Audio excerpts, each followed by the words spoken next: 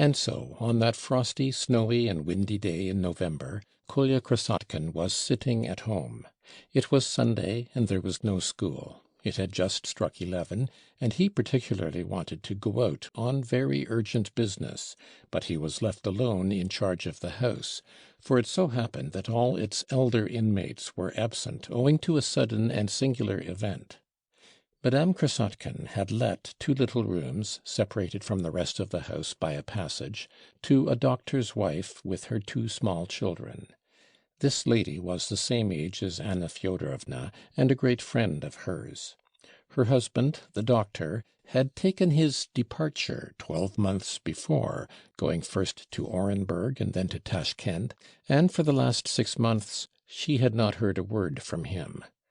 Had it not been for her friendship with Madame Krasotkin, which was some consolation to the forsaken lady, she would certainly have completely dissolved away in tears. And now, to add to her misfortunes, Katerina, her only servant, was suddenly moved the evening before to announce, to her mistress's amazement, that she proposed to bring a child into the world before morning. It seemed almost miraculous to everyone that no one had noticed the probability of it before. The astounded doctor's wife decided to move Katerina, while there was still time, to an establishment in the town kept by a midwife for such emergencies. As she set great store by her servant, she promptly carried out this plan and remained there looking after her. By the morning all Madame Krasotkin's friendly sympathy and energy were called upon to render assistance, and appeal to someone for help in the case. So both the ladies were absent from home. The Krasotkins' servant, Agafya, had gone out to the market, and Kolya was thus left for a time to protect and look after the kids, that is, the son and daughter of the doctor's wife, who were left alone. Kolya was not afraid of taking care of the house; besides, he had Peresvan, who had been told to lie flat without moving under the bench in the hall.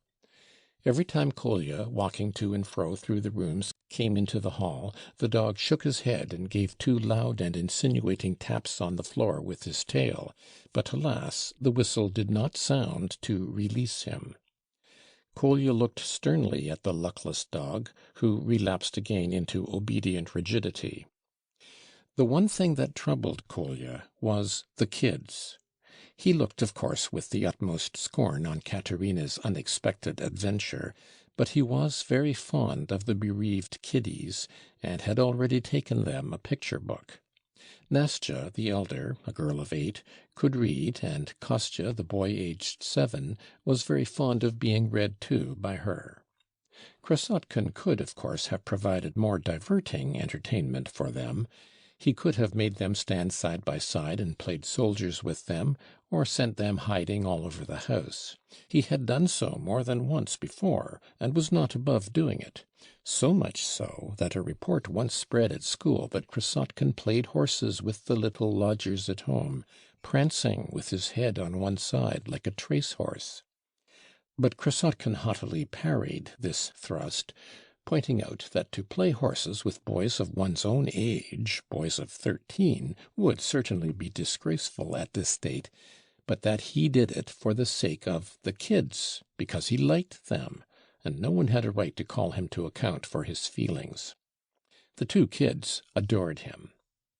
But on this occasion he was in no mood for games. He had very important business of his own before him, something almost mysterious. Meanwhile, time was passing, and Agafya, with whom he could have left the children, would not come back from market. He had several times already crossed the passage, opened the door of the lodger's room, and looked anxiously at the kids, who were sitting over the book, as he had bidden them. Every time he opened the door, they grinned at him, hoping he would come in and would do something delightful and amusing. But Kolya was bothered, and did not go in. At last it struck 11, and he made up his mind, once for all, that if that damned Agafya did not come back within 10 minutes, he should go out without waiting for her, making the kids promise, of course, to be brave while he was away, not to be naughty, not to cry from fright. With this idea, he put on his wadded winter overcoat with its catskin fur collar, slung his satchel round his shoulder, and, regardless of his mother's constantly reiterated entreaties that he would always put on goloshes in such cold weather, he looked at them contemptuously as he crossed the hall and went out with only his boots on. Paresvon, seeing him in his outdoor clothes, began tapping nervously yet vigorously on the floor with his tail. Twitching all over, he even uttered a plaintive whine.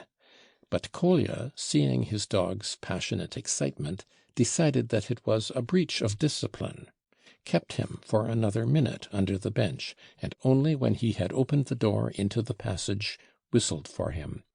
The dog leapt up like a mad creature, and rushed bounding before him rapturously. Kolya opened the door to peep at the kids. They were both sitting, as before, at the table, not reading, but warmly disputing about something. The children often argued together about various exciting problems of life, and Nastya, being the elder, always got the best of it. If Kostya did not agree with her, he almost always appealed to Kolya Krasotkin, and his verdict was regarded as infallible by both of them. This time the kids' discussion rather interested Krasotkin, and he stood still in the passage to listen. The children saw he was listening, and that made them dispute with even greater energy. "I shall never, never believe," Nastya prattled, "that the old women find babies among the cabbages in the kitchen garden. It's winter now, and there are no cabbages, and so the old woman couldn't have taken Katerina a daughter." Kolya whistled to himself. "Or perhaps they do bring babies from somewhere, but only to those who are married." Kostya stared at Nastya and listened, pondering profoundly.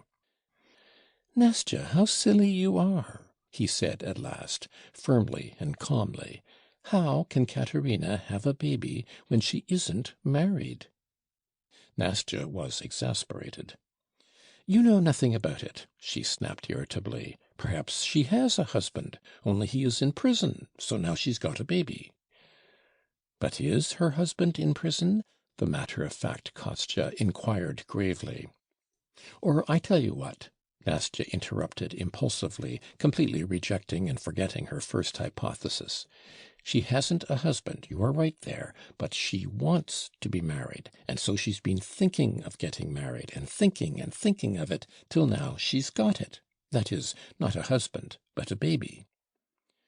"Well, perhaps so," Kostya agreed, entirely vanquished. "But you didn't say so before, so how could I tell?" "Come, kiddies," said Kolya, stepping into the room. "You're terrible people, I see." "And Paresvon with you," grinned Kostya, and began snapping his fingers and calling Paresvon. "I am in a difficulty, kids," Krasotkin began solemnly, "and you must help me. Agafya must have broken her leg, since she has not turned up till now, that's certain. I must go out. Will you let me go?" The children looked anxiously at one another. Their smiling faces showed signs of uneasiness, but they did not yet fully grasp what was expected of them. "You won't be naughty while I am gone? You won't climb on the cupboard and break your legs? You won't be frightened alone and cry?"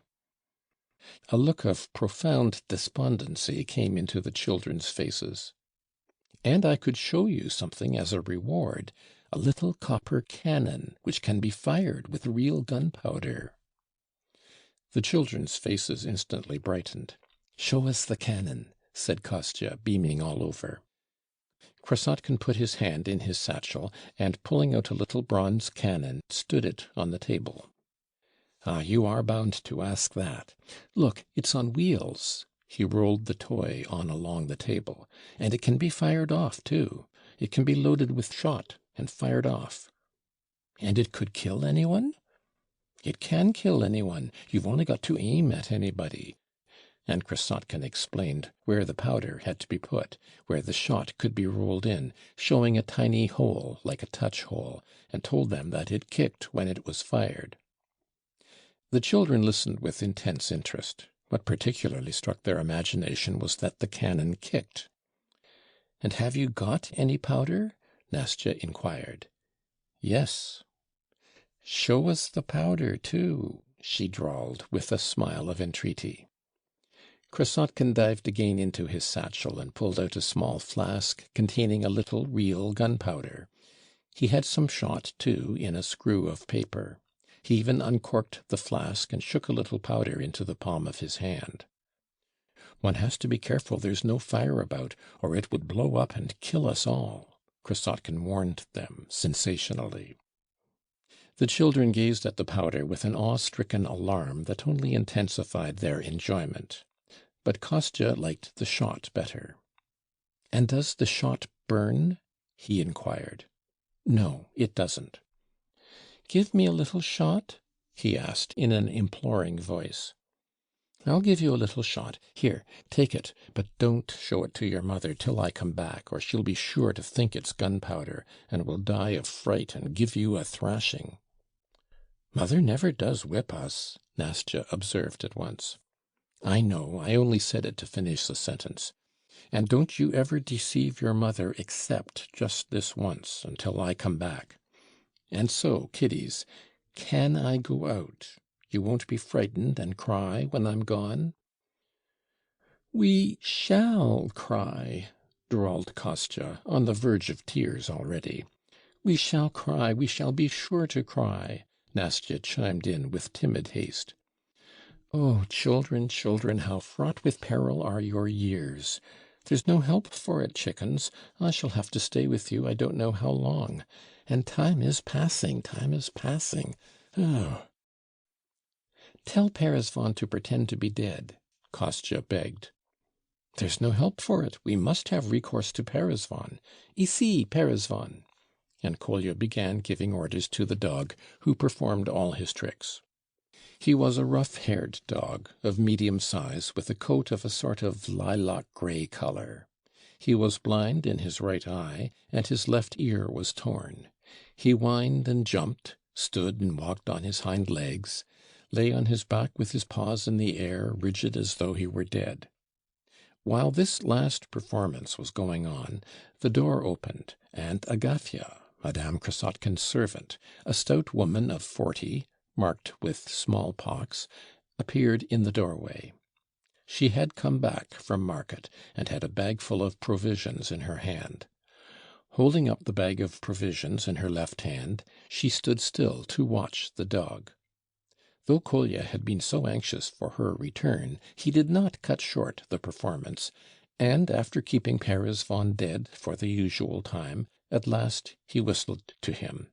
The dog jumped up and began bounding about in his joy at having done his duty. "Only think, a dog!" Agafya observed sententiously.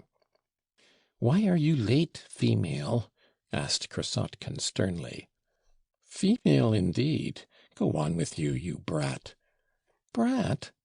"Yes, a brat. What is it to you if I'm late? If I'm late, you may be sure I have good reason," muttered Agafya, busying herself about the stove, without a trace of anger or displeasure in her voice. She seemed quite pleased, in fact, to enjoy a skirmish with her merry young master. "Listen, you frivolous young woman," Krasotkin began, getting up from the sofa. "Can you swear by all you hold sacred in the world, and something else besides, that you will watch vigilantly over the kids in my absence?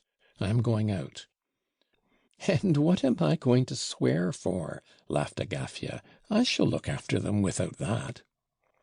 "No, you must swear on your eternal salvation, else I shan't go." "Well, don't then. What does it matter to me? It's cold out. Stay at home." "Kids," Kolya turned to the children, "this woman will stay with you till I come back, or till your mother comes, for she ought to have been back long ago. She will give you some lunch, too. You'll give them something, Agafya, won't you?" "That I can do." "Good-bye, chickens. I go with my heart at rest. And you, Granny," he added gravely in an undertone as he passed Agafya, "I hope you'll spare their tender years, and not tell them any of your old woman's nonsense about Katerina. Ici, Peresvan." "Get along with you," retorted Agafya, really angry this time. "Ridiculous boy!